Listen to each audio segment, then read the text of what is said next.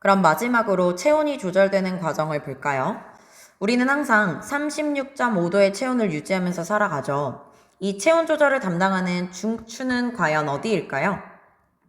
혈당량이나 삼투압과 마찬가지로 체온 조절의 중추 또한 간뇌의 시상하부입니다. 우리 몸의 체온 같은 경우에는 열 발생량과 열 발산량에 의해서 조절되고 있어요. 열 발생량은 내 몸에서 얼만큼 열을 만드느냐, 그게 바로 열 발생량이고요. 열 발산량은 내가 가지고 있는 열을 얼마나 외부로 방출하느냐, 이게 바로 열 발산량이죠. 이 열 발생량과 발산량에 의해서 체온이 항상 36.5도를 유지할 수 있어요. 추울 때는 그런 어떤 체온 조절이 일어나게 되냐면, 춥다라는 건 체온이 정상보다 살짝 낮아지는 상황이라는 얘기니까 열 발생량을 증가시킵니다. 그리고 열 발산하는 양은 감소시켜요. 이렇게 해서 체온을 일정하게 유지하게 되고요. 더울 때는, 즉 체온이 정상보다 높아지는 상황에서는 열을 발생하는 양은 감소시키고 가지고 있는 열을 발산하는 양은 증가시켜서 체온을 일정하게 유지하게 되죠. 자, 그럼 지금부터 추울 때와 더울 때 열 발생량과 열 발산량이 어떻게 조절되는지 우리 프린트에다가 정리를 해보도록 할게요. 먼저 빈칸부터 채우고 아래쪽으로 내려가도록 하겠습니다. 체온 조절의 원리부터 보면요. 체온이 정상보다 낮아지게 되면 열 발생량은 증가시키고 열 발산량은 감소시켜서 체온을 일정하게 유지하고요. 체온이 정상보다 높아지게 되면 열 발생량은 감소시키고 열 발산량은 증가시켜서 체온을 일정하게 유지하도록 만듭니다. 자, 그럼 이제 추울 때부터 체온 조절이 어떻게 일어나는지 그 과정을 정리해 보도록 하겠습니다. 춥다라는 건 저온 자극이 주어진다 라는 얘기죠. 저온 자극이 주어지게 되면 평소보다 체온이 살짝 낮아지게 돼요. 그러면 그 정보가 어디에 전달되게 되냐? 간뇌의 시상 하부에 전달되게 됩니다. 체온 조절의 중추죠.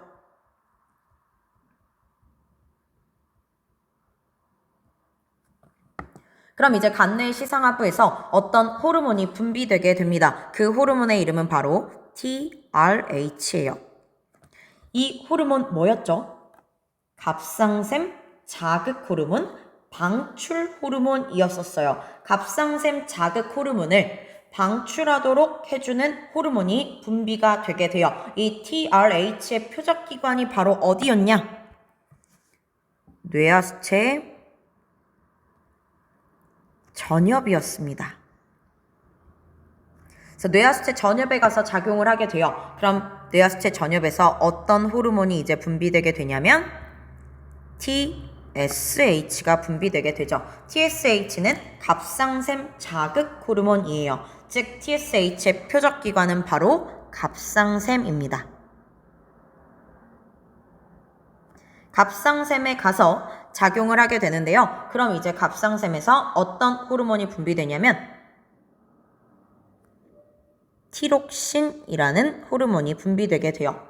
이 티록신이라는 호르몬의 표적기관은 바로 간이나 근육인데요. 간이나 근육에 가서 어떤 작용을 하냐면 물질 대사를 촉진하는 역할을 합니다.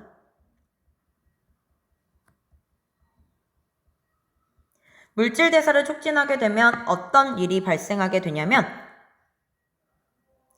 열 발생량이 증가하게 돼요.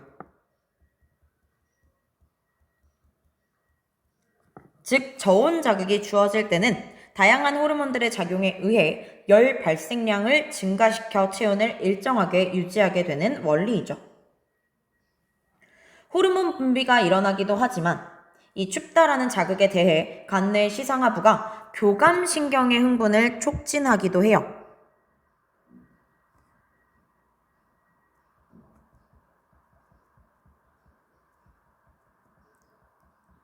간뇌 시상하부가 인식하여 TRH라는 호르몬을 분비하게 만들기도 하지만 교감신경이라는 신경의 흥분을 일으키기도 합니다.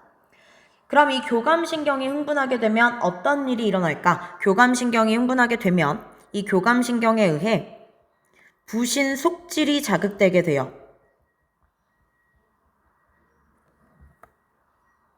그럼 부신 속질에서 어떤 호르몬이 분비되게 되냐면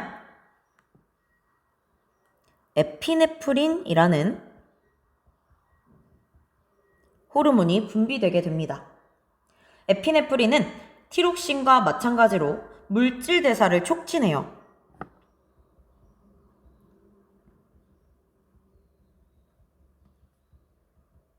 간이나 근육에 가서 물질 대사를 촉진하는 역할을 해요. 그럼 에피네프린이 분비되게 되면 물질 대사가 촉진되니까 마찬가지로 열 발생량이 증가하게 되겠죠. 에피네프린은 우리 혈당량 조절할 때도 나왔던 호르몬이에요. 그래서 같이 기억해 두시면 되겠고요. 자, 교감신경의 작용에 의해 에피네프린이 분비되어 열 발생량이 증가하는 과정까지 봤어요. 자, 그런데 이 교감신경은요, 부신 속질을 자극할 뿐만 아니라 이 교감신경의 작용에 의해 어떤 일도 함께 일어나게 되냐면 피부 근처의 모세혈관과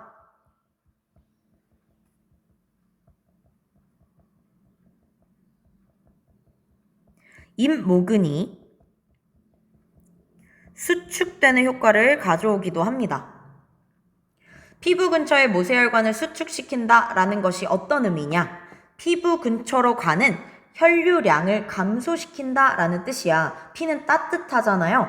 그런데 이 따뜻한 피가 피부 근처를 흐르는 것을 막아요. 그럼 외부 공기와의 접촉을 줄인다라는 뜻이죠. 외부 공기와의 접촉이 줄어들게 되니까 피가 가지고 있는 따뜻함을 덜 빼앗기게 되겠죠. 그 결과 어떤 일이 발생하게 되냐? 피부 근처 모세혈관이 수축하게 되면 열 발산량이 감소하게 됩니다. 이렇게 저온 자극이 주어지게 되면 열 발생량은 증가시키고 열 발산량은 감소시켜서 체온을 일정하게 유지할 수 있도록 해요. 자, 조금 전에 교감신경이 흥분하면 잇모근이 수축된다라고 했는데요. 이 잇모근이라는 게 뭘까? 우리 팔 같은 곳에 보면 털 있죠? 이 털을 잡고 있는 근육을 잇모근이라고 해요. 자, 이게 털인데 털을 잡고 있는 근육을 잇모근이라고 합니다. 그럼 추울 때 교감신경이 흥분하게 되면 잇모근이 수축한다라고 했으니 이 잇모근이 수축하게 되면 털들이 어떻게 되냐면 털들이 우다다다닥 일어나게 되겠죠. 너네 추운 날 갑자기 밖에 나가게 되면 소름이 돋을 때가 있어요. 그 이유가 뭐냐면 갑자기 춥다라는 저온 자극에 대해 잇모근이 수축하게 되면서 털이 일어난 거다라고 생각하시면 돼요. 자, 추울 때는 이러한 방식으로 체온이 조절되게 됩니다. 그럼 이번에는 더울 때는 어떤 방식으로 항상성이 조절되는지를 볼게요.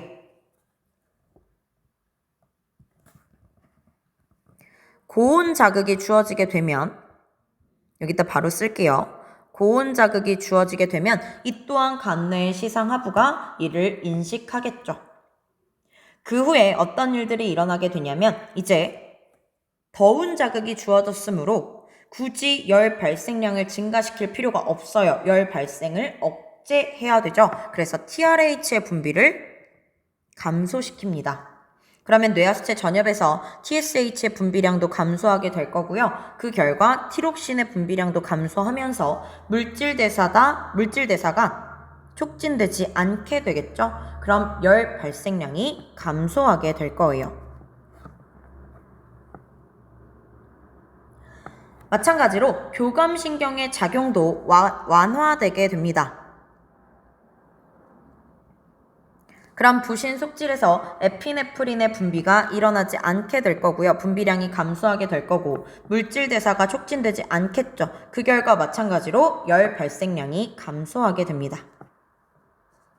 교감신경이 완화되게 되면 피부 근처 모세혈관이나 잇모근이 수축하지 않겠죠. 이완하게 됩니다.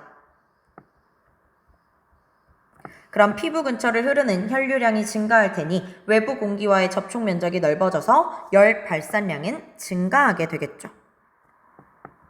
이렇게 고온 자극이 주어지게 되면 열 발생량은 감소시키고 열 발산량은 증가시켜서 체온을 일정하게 유지하도록 만들어요. 자, 여기서 궁금한 점이 있을 수 있어요. 그 궁금한 점은 뭐일 것 같냐면 더울 때 교감신경의 작용이 완화된다 라는 표현을 썼는데요. 더울 때는 부교감신경이 작용하는 것이 아니라 왜 교감신경의 작용이 완화된다 라고 하는 걸까요? 라고 물어볼 수 있어요. 이거 완전 좋은 질문인데요. 부신 속질이나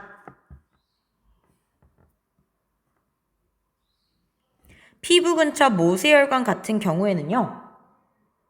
교감신경만 분포하고 있어요. 즉 부교감신경이 분포하지 않아요. 그래서 부신 속질이나 피부 근처 모세혈관은 부교감신경의 작용을 받을 수가 없습니다. 교감신경의 작용만 받을 수 있어서 교감신경이 작용하면 에피네프린이 분비하고 피부 근처 모세혈관이 수축하는 건데 교감신경이 작용하지 않으면 에피네프린의 분비가 줄어들고 피부 근처 모세혈관이 이완하게 되는 거죠. 이렇게 부신 속질과 피부 근처 모세혈관에는 부교감 신경이 분포하지 않고 교감 신경만 분포하고 있기 때문에 고온 자극이 주어졌을 때 부교감 신경이 흥분하는 것이 아니라 교감 신경이 완화되게 된다 라는 것까지 알아두면 완벽하겠죠.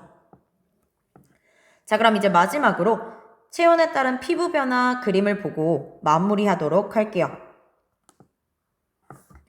체온에 따른 피부의 변화를 나타내는 그림인데요. 왼쪽은 추울 때이고 오른쪽은 더울 때입니다. 왼쪽과 오른쪽을 비교해 보면 왼쪽은 피부 근처를 흐르는 모세혈관이 지금 수축한 모습을 볼 수 있고요. 오른쪽 그림에서는 피부 근처 모세혈관이 확장된 모습을 볼 수 있죠. 피부 근처 모세혈관이 수축하게 되면 피부 근처를 흐르는 혈류량이 감소하게 될 거고 그 결과 열 발산량이 감소하게 될 거예요. 반대로 피부 근처 모세혈관이 확장하게 되면 피부 근처를 흐르는 혈류량이 증가하게 될 거고 열 발산량이 증가하게 되겠죠.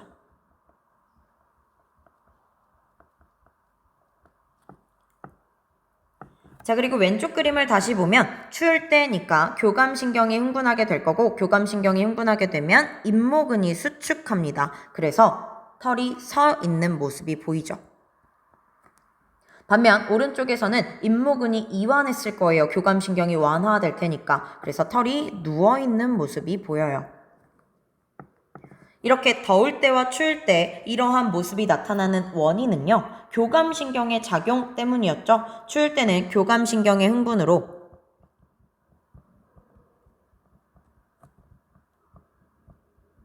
모세혈관과 잇모근이 수축하게 되고요. 더울 때는 교감신경의 완화로